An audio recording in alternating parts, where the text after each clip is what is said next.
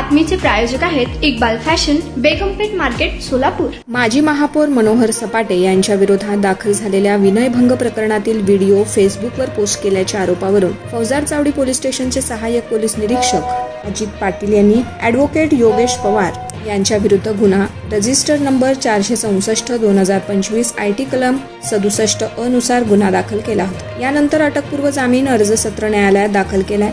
प्रारंभी त्यांना दिनांक 1 जुलै 2025 रोजी अंतरिम जामीन मंजूर करण्यात आला। जामिनाची अंतिम सुनावणी मुख्य जिल्हा व सत्र न्यायाधीश माननीय मनोज शर्मा यांच्या न्यायालयात झाली। यावेळी सरकारतर्फे ॲडव्होकेट कुरुडकर यांनी जामीन अर्जास तीव्र विरोध दर्शवला। यांनी व्हिडिओमध्ये कथित लैंगिक स्पष्टता असल्याचा युक्तिवाद केला।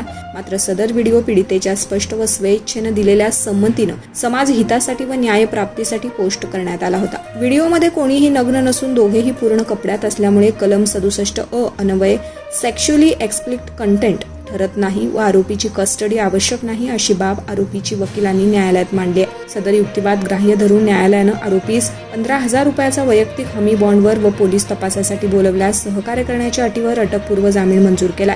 विनयभंग प्रकरणातील प्रत्यक्ष आरोपीला पोलिसांकडून नोटीस देऊन सोडले जाते तर त्या विकृतीचा पर्दाफाश करणाऱ्या साक्षीदारांवर गुन्हा दाखल होतो। ही विरोधाभासी बाब न्यायालयानं या निकालावेळी विचारात घेतली। या जामीन अर्जावरील निकाल समाजहितासाठी कार्य करणाऱ्या साक्षीदारांचं संरक्षण करण्यासाठी महत्त्वपूर्ण ठरणार आहे। जामीन अर्जावर अंतिम सुनावणी मुख्य जिल्हा व सत्र न्यायाधीश माननीय मनोज शर्मा यांच्या समोर झाली। यावेळी सरकार पक्षातर्फे ॲडव्होकेट कुरडकर यांनी आरोपी योगेश पवार यांच्या वतीने ॲडव्होकेट DN भडंगे व ॲडव्होकेट NN भडंगे यांनी हे काम पाहिले। सोलापुरात गाजत असलेले माजी महापौर मनोहर सपाटे यांच्या विरोधात दाखल झालेल्या विनयभंग प्रकरणातील व्हिडिओ फेसबुकवर पोस्ट केल्याच्या आरोपावरून सहाय्यक फौजदार चावडी पोलीस स्टेशनचे पोलीस निरीक्षक अजित पाटील यांनी ॲडव्होकेट योगेश पवार यांच्या विरुद्ध गुन्हा रजिस्टर नंबर 464/2025 IT ॲक्ट कलम 67 अ नुसार गुन्हा दाखल केला होता। त्यामध्ये आरोपी योगेश पवार यांना अटक होईल या भीतीने त्यांनी ॲडव्होकेट DN भडंगे यांच्या मार्फत मुख्य जिल्हा न्यायाधीश श्रीयुत मनोज शर्मा साहेब यांच्याकडे अटकपूर्व जामिनाकरता अर्ज दाखल केला होता। सदरच्या अर्जात सरकारी पक्षाकडून तीव्र विरोध दर्शवण्यात आला। त्यामध्ये मेहरबान कोर्टाने दिनांक 8/7/2025 पर्यंत सदर आरोपीस हा अंतरिम जामीन मंजूर केला होता। तदनंतर मुख्य जिल्हा न्यायाधीश यांनी सरकारी पक्षाचे म्हणणे मागवले होते।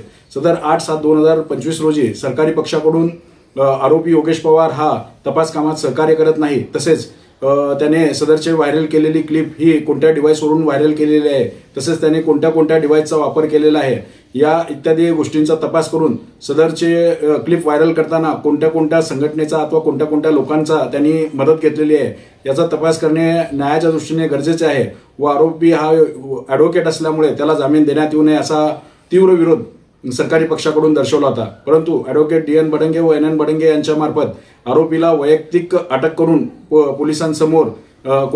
पोलिसांसमोर हजर राहणे कोणत्याही प्रकारचे गरजेचे नाही असा युक्तिवाद केला। तसेच सदरचे कलम IT ॲक्ट 67 अ हे कलम या गुन्ह्यामध्ये जे लावलेले आहे ते आरोपीला लागू होत नाही असा देखील युक्तिवाद आरोपीच्या वतीने करण्यात आला।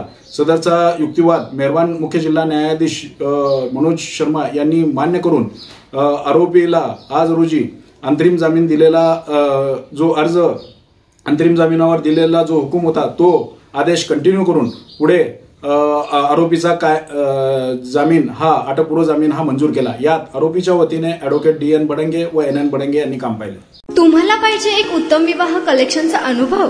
सोलापूरमध्ये एकाच ठिकाणी सर्व काही मिळायला हवंय?